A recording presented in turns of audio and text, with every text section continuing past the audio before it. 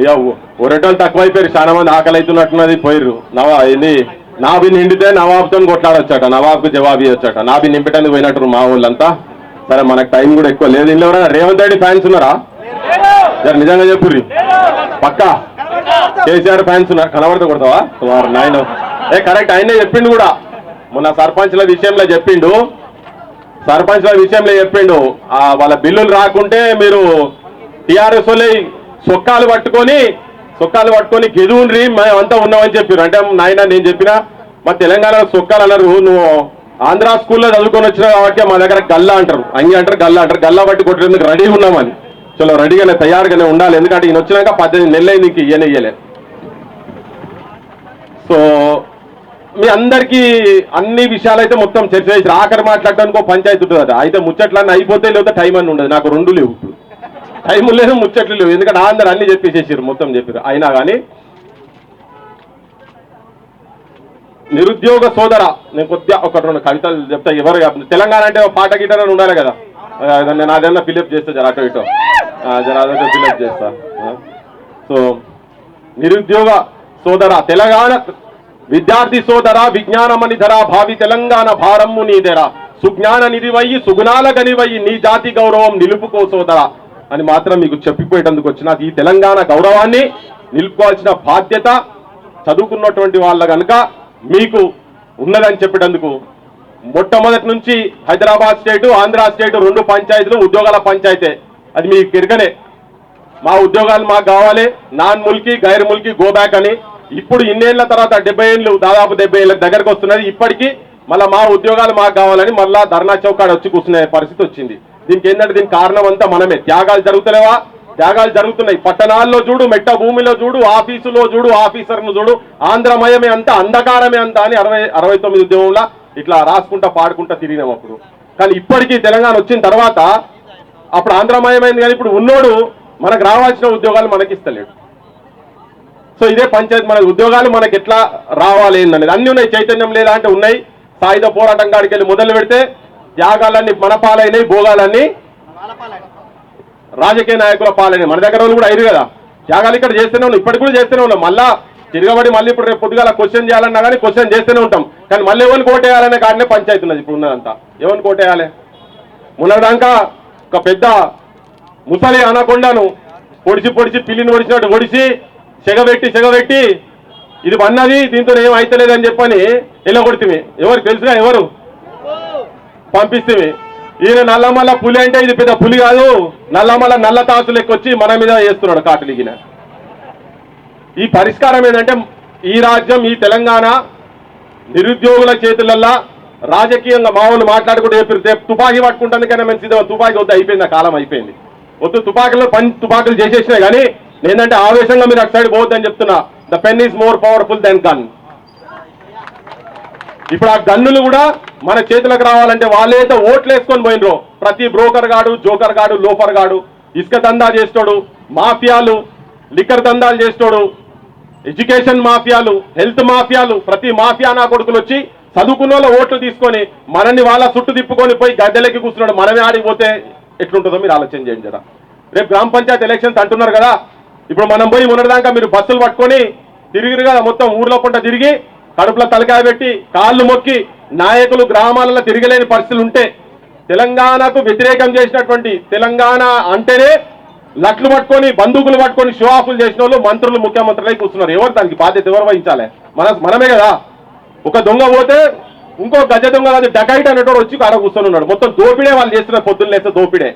వీళ్లకు తప్పు మన దగ్గర ఎక్కడంటే మనం ఓట్లు మన దగ్గర చైతన్యం ఉన్నా కానీ మన జనంతో, మన చదువురాని తల్లిదండ్రులతోటి ఏ చదువులు వాళ్ళు త్యాగాలు చేసి వాళ్ళ పుస్తమట్టలు అమ్మి ఇబ్బందులు పడుకుంటా, పొలాలను అమ్మి ఇళ్లలో పెళ్లిళ్ళు చేసుకుంటా, మన ఇంట్లోకి వెళ్ళి ఎవరికో ఒకరికి నౌకరు వస్తే మన తల్లిదండ్రులు అప్పుల పాలయ్యిండ్రు.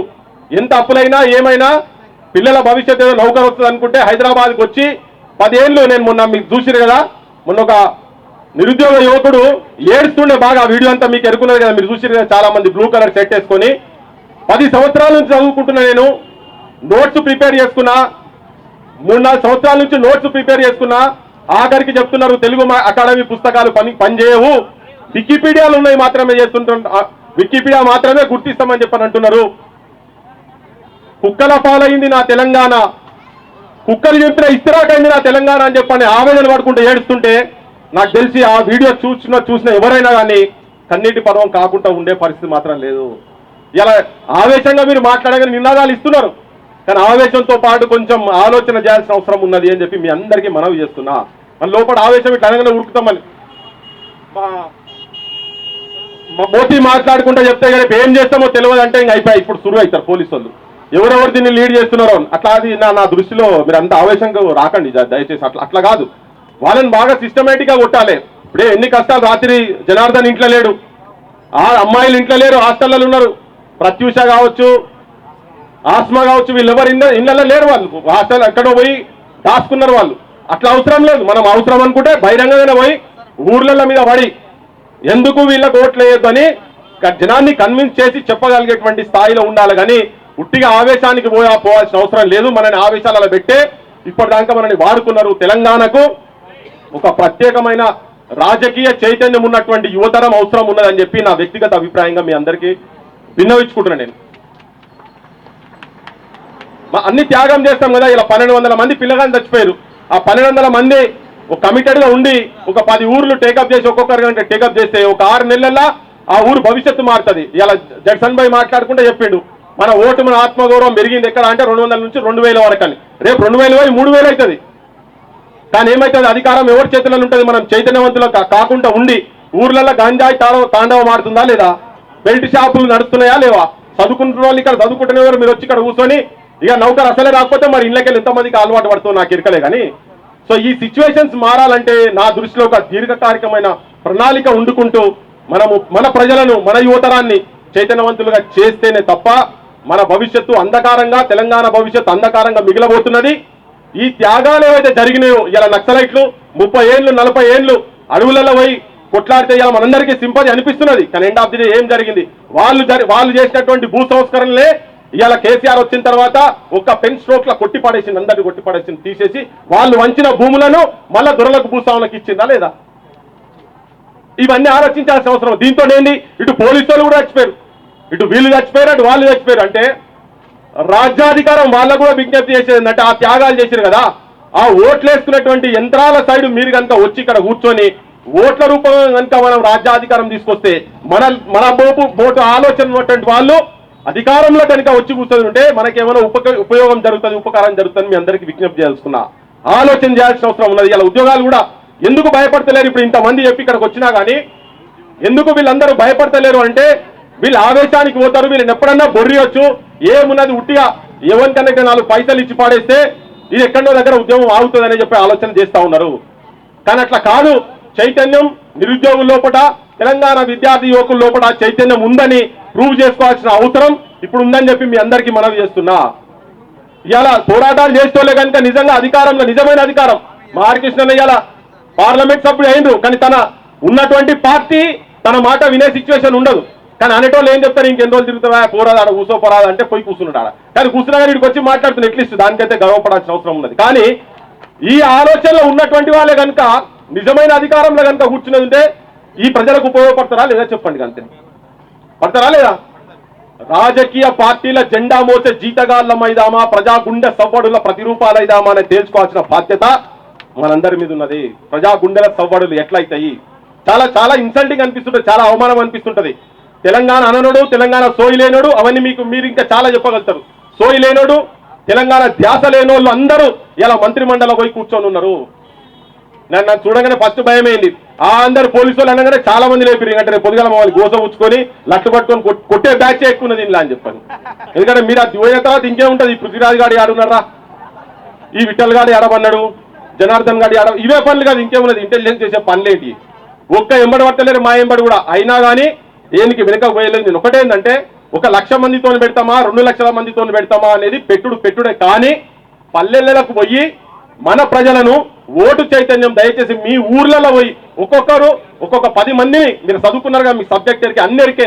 ఈ హిస్టరీ రేవంత్ రెడ్డికి చెప్పుడు కాదు, మన సొంటోళ్ళు బొచ్చర మంది అలా చదువుకున్న ఆయన దగ్గర ఉన్నారు. కానీ మీరు పల్లెలకు పోయి మన జనాన్ని ఎడ్యుకేట్ చేసి ఇక్కడ జరిగిన పోరాటాల గురించి కావచ్చు, కారం పొడితోటి రోకలు బండలు పెట్టి ఏ చదువు రాని, చదువు అంటే తెలియని, అక్షరం నేర్వని సాకల ఐలమ్మలు ఈడ తిరుగుబాటు చేసి నిజామోని పైజాము ఊడబీకిండ్రు. మనం చదువుకొని పీజీలు పిహెచ్డీలు చదువుకున్న తర్వాత ఇవాళ రోడ్ల మీద కూరగాయలు అమ్ముకుంటున్న ఒక్కొక్కరు అబద్ధాల బతుకులు బతున్నారు, అవమానకరమైనటువంటి బతుకులు బతున్నారు, మేస్త్రీలుగా పోతున్నారు. సంచులు పట్టుకొని బియ్యం సంచులు, వడ్ల సంచులు మోసే కూలీలుగా తయారైనరు. ఆటోలు నడుపుతున్నారు, బయటకు వచ్చి ఆటోలు నడుపుతున్నారు. లాస్ట్కి ఆత్మహత్యల కాడికి కూడా పోయినరు. ఇది మారాలంటే మన జనాన్ని చైతన్యవంతులు చేయాల్సిన అవసరం ఉన్నది. నేను ఇంకొక 2 ముక్కలు చెప్పదలుచుకున్నాను మీకు. నేను మా ముఖ్యమంత్రి మొన్న మాట్లాడుకుంటూ చెప్తా ఉన్నాడు, రేవంత్ రెడ్డి మాట్లాడుకుంటూ చెప్తున్నాడు. ఆయన ఏమంటాడంటే, అంటే కేటీఆర్ కుటుంబాన్ని దృష్టిలో పెట్టుకొని అంటున్నాడు, మారింది ఒక 13 మందే, అడ్మినిస్ట్రేషన్ మొత్తం సేమ్ అదే టీం ఉన్నది కదా అని చెప్పని అన్నాడు కదా. నేను తలుచుకుంటే ఎవరిని అరెస్ట్ చేయలేమా, ఎవరి ఇండ్ల కాడికి పోలీసులను పంపించలేనా, కోదండరామ్ ఇంటి కాడికి పోలీసులను పంపించింది కదా గత ప్రభుత్వం అని చెప్తున్నారు. నేను చెప్పదలుచుకున్నా, మీ అందరికి విజ్ఞప్తి చేయదలుచుకున్నా, కరెక్టే, వాళ్ళంతా ఒకటి ఉన్నారు, వాళ్ళు అరెస్టులు చేసుకుంటలేరు. వాళ్ళు వాస్తవంగా వాళ్ళ ఇళ్ళకి పోలీసులు పోతలేవు. కానీ ఎవరి మీద పోలీసులు వస్తున్నారంటే, అశోక్ నగర్ లో ధర్నాలు కూర్చున్నటువంటి ఆడపిల్లలను వాళ్ళ రూమ్లకు పోయి, వాళ్ళ ఇళ్లకు పోయి, ఆఫీసులో పని చేసుకుంటున్న కాడికి పోయి కూడా హరాస్ చేస్తే ఒక చెల్లె ఆత్మహత్య చేసుకొని చనిపోయిందంతా మీ అందరికి తెలుసా? చెప్పాలా నేను? తెలుసు కదా, అందరికి తెలుసు కదా. ధర్నా చౌక్ లో కూర్చొని తెల్లందాక ధర్నాలో కూర్చొని ఉంటే, నువ్వు ఎందుకు ధర్నాలో కూర్చున్నావు అని చెప్పి పోయి పోలీసు వాళ్ళు, ఒక సర్కిల్ ఇన్స్పెక్టర్ ఎంబడి పడితే దండం పెట్టి, సార్ నా నౌకర్ పోతే నేను చదువుకునే పరిస్థితి లేను, దయచేసి నా నౌకర్ పోనీయకండి. ఇది చూస్తే నా యజమాని నౌకర్ తీసేస్తాడు, మా ఇంట్లో పిలిచి పెళ్లి చేస్తాడు, పెళ్లికి రమ్మంటారు, నువ్వు హైదరాబాద్ లో ఏం చేస్తున్నావు, సివిల్ సర్వీసెస్ రాసి కలెక్టర్ ఐఏఎస్ ఐపీఎస్ కావాలనుకొని ఒక కలలు కన్నటువంటి ఒక చెల్లె హరాస్ చేస్తే ఇంటికి తీసుకొని పోయారు. నౌకర్ నిజంగా కూడా నౌకర్ పోయిన తర్వాత ఆవేదన చెంది ఒక 4-5 నెలలు తిరగక ముందే ఒక స్టేజ్ మీద ఇంకో చెల్లెకి ఫోన్ చేసి చెప్పి మీ ఇంట్లో కనీసం మిమ్మల్ని బయటికి పోయి రాణిస్తున్నారు, మా ఇంట్లో రాణిస్తలేరు, పేదరికంలో ఉన్నావు నువ్వు, నీకు ఇది అవసరమా, నీకు పోరాటాలు అవసరమా, ఉద్యమాలు అవసరమా, నీకు హక్కుల గురించి కొట్లాట అవసరమా అంటే ఆత్మహత్య చేసుకొని చనిపోయింది. ఇట్లా అంటే వీళ్ళ మీద పోలీస్ హరాస్మెంట్ జరుగుతున్నది, జనార్దన్ మీద పోలీస్ హరాస్మెంట్ జరుగుతుంది, వేదిక మీద ఉన్న అందరి మీద జరుగుతుంది. మీ మీద కూడా ఇంకా ఏదైనా ధర్నా ప్రోగ్రామ్ చేస్తే మీ మీద కూడా హాస్టల్లో చుట్టూ వచ్చి కొట్టలేదా? సెంట్రల్ లైబ్రరీలోకి వచ్చి లాట్లు పెట్టి కొట్టలేదా? కొట్టిందా లేదా? అంటే ప్రజల మీద మాత్రం పైశాచికం చేసి వాళ్ళని లట్లతోటి బట్టి కొడుతున్నారు. కానీ వాళ్ళు మాత్రం ఒకటైందని మాత్రం మీ అందరికీ విజ్ఞప్తి చేసుకున్నా.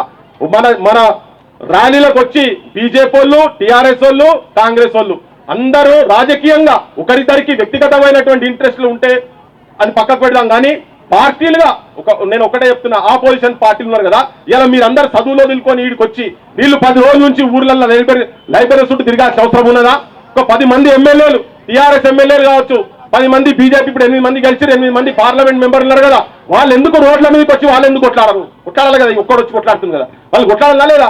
మిమ్మల్ని ఎందుకు ఇబ్బంది పెట్టాలి? ఎవరైనా మాట్లాడితే సెంట్రల్ లైబ్రరీలో వచ్చి మమ్మల్ని కలిసేందుకు వస్తే అన్న ఏం మాట్లాడినా కేసులు పెట్టేటట్టున్నారని బెదిరిస్తున్నారు పోలీసులు. ఫోన్ చేసి నువ్వు మళ్ళసారి మాట్లాడితే, నువ్వు మళ్ళసారి కనబడితే, నేను పేరు చెప్పదలుచుకోలేదు ఎందుకంటే మళ్ళీ టార్గెట్ చేస్తారని చెప్పి, నువ్వు మళ్ళసారి కనబడితే సబ్ ఇన్స్పెక్టర్ ఫోన్ చేసి చెప్తారట, నువ్వు ధర్నాల కాడ బిడ్డ, నువ్వు కనబడితే మాత్రం నీ జీవితం కథం పట్టించేస్తాను. ఇది ఎక్కడిది? అందుకేంటంటే మన దగ్గర ఉన్నటువంటి ఆయుధం, మీరు పల్లెలకు పోయి మన ప్రజలను, మన జనాన్ని చైతన్యవంతులు చేసి ఓటు చైతన్యం తీసుకొస్తేనే దీనికి పరిష్కారం ఉంటుంది. దాని లోపల మనం కొట్లాడాల్సిన అవసరం ఉంది, కూడా కొట్లాడదాం. ఒక చిన్న రాత్రి కూర్చున్నాక ఏం చేయాలని అర్థం కాక ఒక చరణం రాసిన, నేను పర్ఫెక్ట్ లేను కానీ మీరు అందరు కోరస్ ఇస్తా అంటే లాస్ట్కి అది వాడికి బంద్ చేసి ఇస్తాను. నేను రేవంత్ రెడ్డి మామ మీద నేను పర్ఫెక్ట్ కాలేదు, ఎందుకంటే నాకు నేను పాడతా అంటే మాత్రం వినిపిస్తా. ఒక్క బుక్క నీళ్ళు ఇదే ఏం కాదు, మన ఆఖరి కృష్ణనే కదా, ఏం కాదు లేవు. నా 3 గంటల వరకు మీటింగ్ కదా, లాస్ట్ మాట్లాడేది అన్ననే.